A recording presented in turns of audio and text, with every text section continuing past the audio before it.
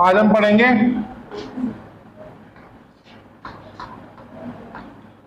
Combination of capacitors.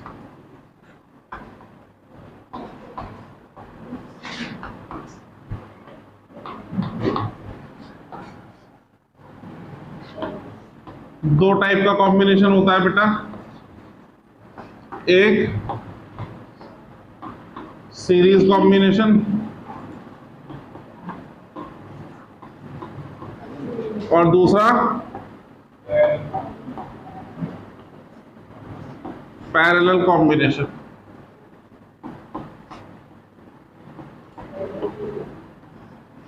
पहले बात करेंगे सीरीज कॉम्बिनेशन की।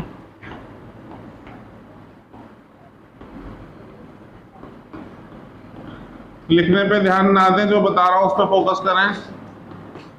शर्मा जी की लड़की, please pay attention. Series combination में क्या होगा भाई, इस तरह से कैपेसिटर्स लगाए जाएंगे सीरीज में किसी एक्सटर्नल सोर्स के साथ, सेल या बैटरी के साथ। इसका पोटेंशियल डिफरेंस V, पहले कैपेसिटर का कैपेसिटेंस C1, दूसरे का C2 और तीसरे का C3। तो ये प्लेट पॉजिटिव, ये नेगेटिव, ये पॉजिटिव, ये नेगेटिव, ये पॉजिटिव, ये नेगेटिव।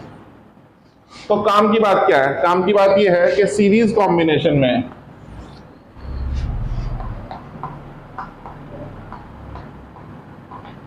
ये बातें भूल ही मत जाना, वरना न्यूमेरिकल होगा ही नहीं।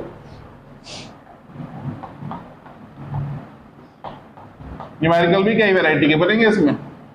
एक तो इक्विवेलेंट कैपेसिटेंस या इफेक्टिव कैपेसिटेंस फाइंड आउट करने के लिए, वो तो कर लोगे, लेकिन दूसरे टाइप के क्वेश्चन बनते हैं इसमें चार्ज और पोटेंशियल फाइंड आउट करना होता है, वो नहीं होंगे। तो वो करने के लिए समझना पड़ेगा, कुछ बातें बता रहा हूं, याद रखना। सीरीज कॉम्बिनेशन में चार्ज सेम रहने वाला है, पोटेंशियल डिफरेंस डिफरेंट रहने वाला है, और डिफरेंट नेचर प्लेट्स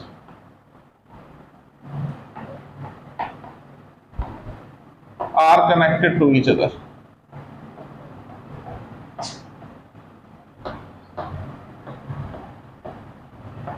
ये तीन बातें याद रहेंगी तो बड़ा अच्छा रहेगा। ठीक है, नंबर 1, नंबर 2 और नंबर 3 देख भी सकते हो। यहाँ पॉजिटिव और नेगेटिव प्लेट आपस में कनेक्टेड है, पॉजिटिव और नेगेटिव प्लेट आपस में कनेक्टेड है। चार्ज सब पे सेम आएगा, इस पे अगर Q आएगा तो इस पे भी Q, इस पे भी Q, इस पे भी Q, इस पे भी Q और इस पे भी Q। लेकिन पोटेंशियल डिफरेंस सब पे डिफरेंट आएगा, इस पे अगर V1 तो इस पे V2 और इस पे। बात समझ में आई? ये ध्यान रखिए, नोट करिए, फिर आगे बात करते हैं।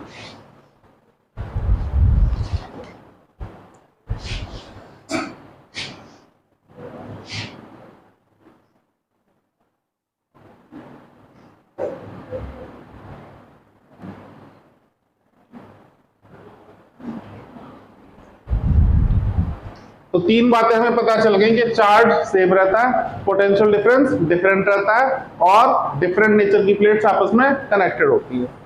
कल हमने पढ़ा था कैपेसिटेंस जो है वो रेशो होता है किस किस का, चार्ज और पोटेंशियल का। अच्छा, तो हम लिख सकते हैं C = Q by V। तो V क्या हो जाएगा, V1 को लिख सकता हूं मैं Q by C1, V2 को लिख सकता हूं Q by, और V3 को लिख सकता हूं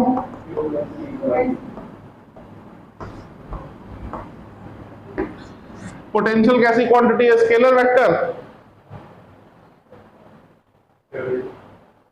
तो स्केलर में कोई रूल लगता है जोड़ने के लिए? कौन सा रूल लगता है? स्केलर को कैसे ऐड करते हैं? सिंपल अलजेब्रा से ऐड करते हैं। अगर टोटल पोटेंशियल V है तो V would be equal to the sum of V1 plus V2 plus V3। ठीक है, V को लिख सकता हूं Q by C equivalent, Q by C1 Q by C2 common लेके काट दिया तो C इक्विवेलेंट या C इफेक्टिव आ गया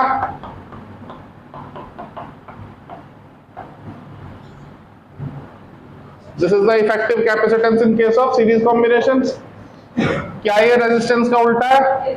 ध्यान रखिएगा 11th क्लास में पता नहीं आपने पढ़ा है नहीं पढ़ा स्प्रिंग का कॉम्बिनेशन, ठीक है? तो याद रखिएगा, यहां बता देता हूं मैं, ओपोजिट टू रेजिस्टर्स, रेजिस्टर से उल्टा है और same as combination of spring.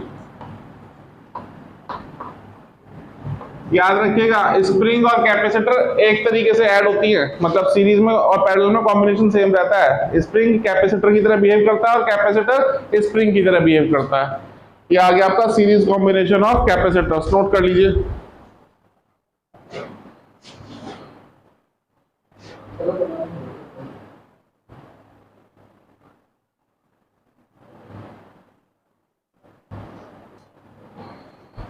Series combination हो गया, पैरेलल कॉम्बिनेशन की बात करते हैं। दूसरा combination parallel combination.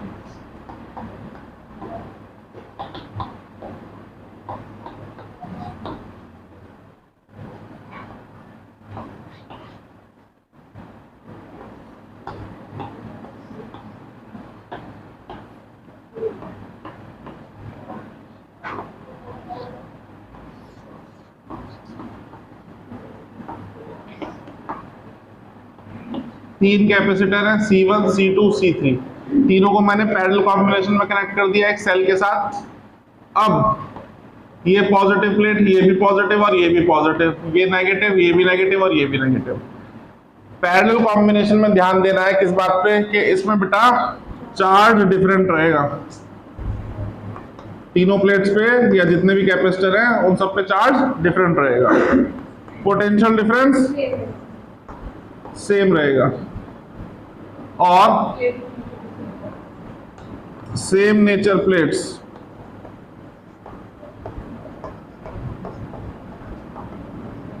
Are connected. आपस में जिन प्लेट्स को हमने कनेक्ट किया है उनका नेचर सेम है, सारी पॉजिटिव एक साथ कनेक्टेड है, सारी नेगेटिव एक साथ कनेक्टेड है, ठीक है? तो निकालते हैं भाई, बेसिक वही है, capacitance is the ratio of charge and potential. तो Q is equal to CV, कल भी कहा था इंपॉर्टेंट है, Q1 is equal to C1V, Q2 is equal to C2V और Q3 is equal to C3V। Charge कैसी क्वांटिटी है? कैसी क्वांटिटी है? तो डायरेक्टली ऐड कर दूं, स्केलर होता है चार्ज तो डायरेक्टली ऐड कर देते हैं, ठीक है? If total charge is Q, तो Q is equal to C equivalent into V, और as charge is a scalar quantity तो total charge Q कितना होगा? Q1 plus Q2 plus Q3, C equivalent into V,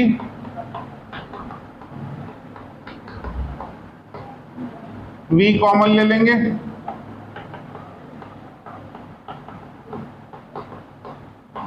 V से V cancel हो गया बेटा,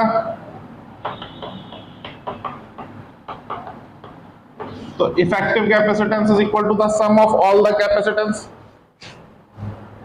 बात समझ में आई? देखिए कोई दिक्कत है तो बताइए इसमें।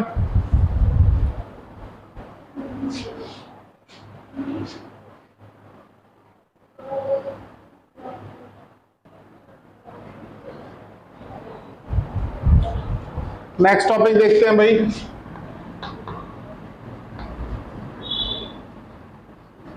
Energy stored in capacitor.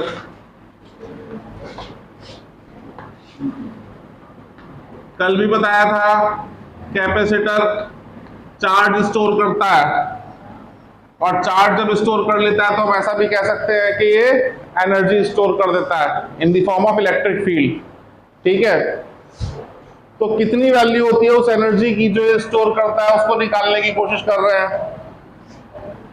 ये कैपेसिटर की प्लेट्स हैं, कैपेसिटेंस है C, हमने इसको बैटरी से कनेक्ट कर दिया, बैटरी का पोटेंशियल डिफरेंस V, इसने प्लस Q और इसने माइनस Q चार्ज स्टोर कर लिया।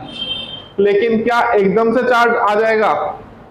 स्लो मोशन में आएगा, धीरे धीरे होगा। क्या शुरू में तो स्पीड ज्यादा होगी, फिर धीरे धीरे स्पीड कम हो जाएगी, क्योंकि जब कोई भी चार्ज पार्टिकल बिल्कुल भी पॉजिटिव चार्ज नहीं है, इसके पास न्यूट्रल है प्लेट, तो थोड़ा सा पॉजिटिव चार्ज आ गया, लेकिन अब जो पॉजिटिव चार्ज आ गया वो नेक्स्ट पॉजिटिव चार्ज पार्टिकल को आने देगा क्या?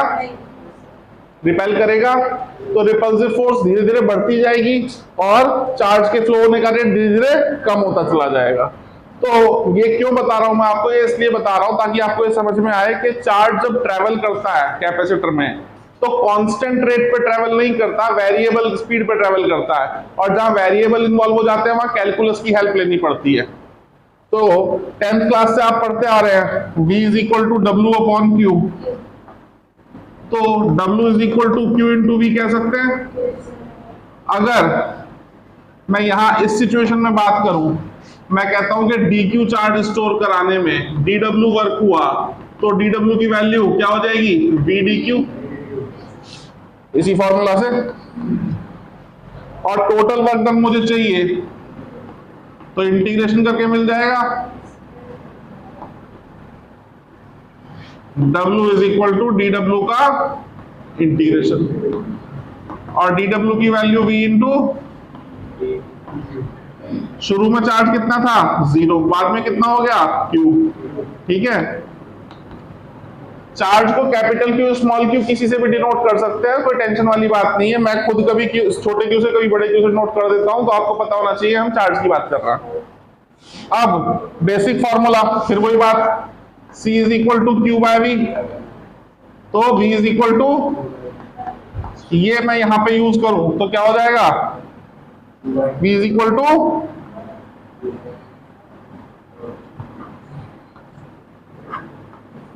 ठीक है, कोई प्रॉब्लम यहां तक? काम खत्म है। अब तो इंटीग्रेशन आता ही है आपको, C कांस्टेंट है, बाहर ले आओ, Q का इंटीग्रेशन dq के रेस्पेक्ट में Q स्क्वायर बाय, तो वर्क डन कितना हो गया? Q स्क्वायर बाय, यही वर्क डन स्टोर हो जाता है बेटा एनर्जी की फॉर्म में। तो एनर्जी को ना हम U से डिनोट करते हैं, पहले ही बताया मैंने आपको। ये जो एनर्जी कैपेसिटर के अंदर स्टोर हो रही है कौन सी है? पोटेंशियल एनर्जी, और पोटेंशियल एनर्जी को U से डिनोट करते हैं। तो U is equal to W Q square by, ये फॉर्मूला मिल गया। लेकिन आप जानते हो Q is equal to CV, तो जब Q is equal to CV रखेंगे तो C square V square upon 2C, ये क्या बन गया? Half CV square.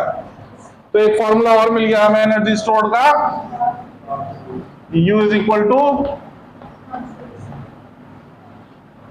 और इसको रीअरेंज कर दूं, हाफ CV इंटू V लिख दूं, कोई ऐतराज?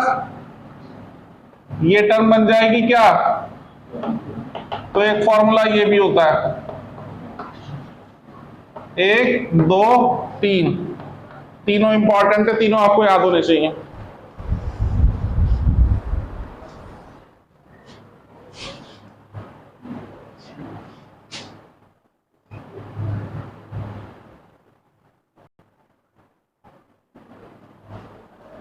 तो क्या देखा हमने? एनर्जी स्टोर्ड इन कैपेसिटर में, कैपेसिटर के अंदर जो एनर्जी स्टोर होती है उसके 3 फॉर्मूले होते हैं, एक हाफ QV, एक हाफ CV स्क्वायर या Q square bye,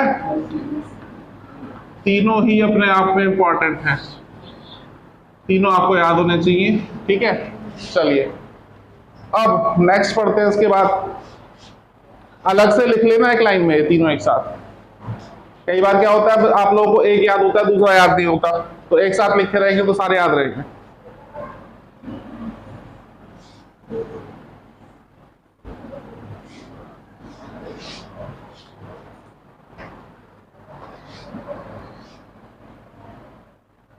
next topic, graphical method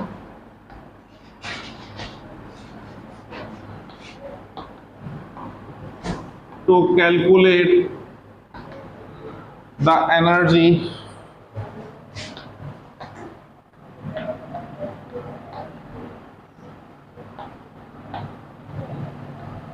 stored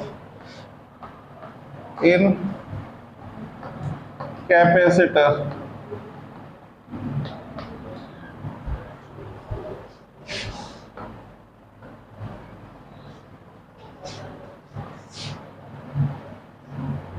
ठीक है, तो हमने क्या पढ़ा भाई? अभी तक जो इस चैप्टर पर कॉन्सेप्ट हमने सीखा वो हमने सीखा कि दो मेटलिक प्लेट्स अगर अरेंज कर दी जाए तो वो चार्ज स्टोर कर लेती हैं। इस अरेंजमेंट को कैपेसिटर कहते हैं और इसके चार्ज स्टोर करने की कैपेसिटी को कैपेसिटेंस कहते हैं। मैथमेटिकली जो कैपेसिटेंस होता है वो रेशो होता है चार्ज और पोटेंशियल डिफरेंस का।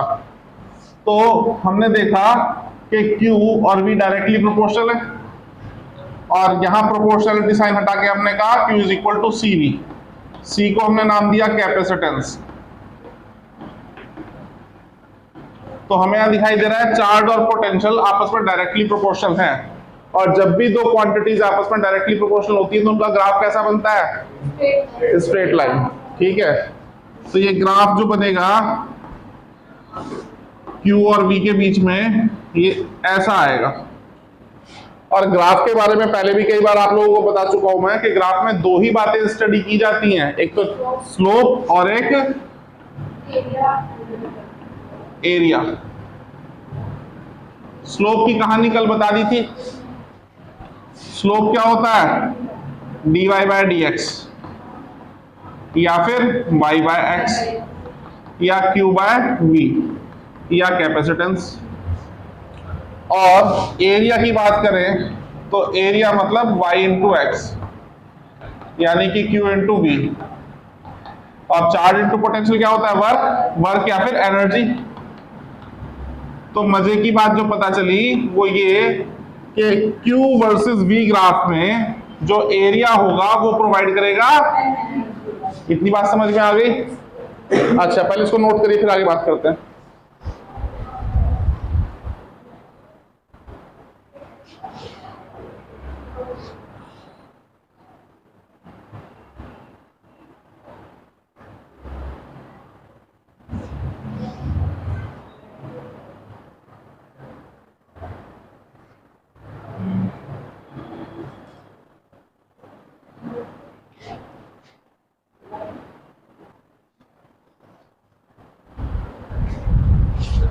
अब हमें ये पता चल गया कि एरिया से एनर्जी मिलने वाली है और हम निकालना भी चाहते हैं एनर्जी, लेकिन एरिया कैलकुलेट करते हुए हमें शेप पे फोकस करना होगा।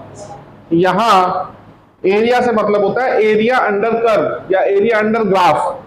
तो यहां जो एरिया है शेप कैसी है? ट्रायंगुलर। तो अगर मैं इस ट्रायंगल का एरिया निकाल लूं तो हमें एनर्जी स्टोर्ड मिल जाएगी। Area of triangle is equal to energy stored. ठीक है, यानी कि हाफ इंटू बेस क्या है? V, हाइट क्या है? Q। तो ये क्या हो गया? इसको CV लिख दो, एनर्जी स्टोर्ड मिल गई। यही तो होती है। तो मैथमेटिकली फाइंड आउट कर सकते हैं, ग्राफ से भी फाइंड आउट कर सकते हैं, दोनों तरीके हैं हमारे पास। ये समझ में आया? चलिए इतना रहने देते हैं, कल कंटिन्यू करेंगे इसको।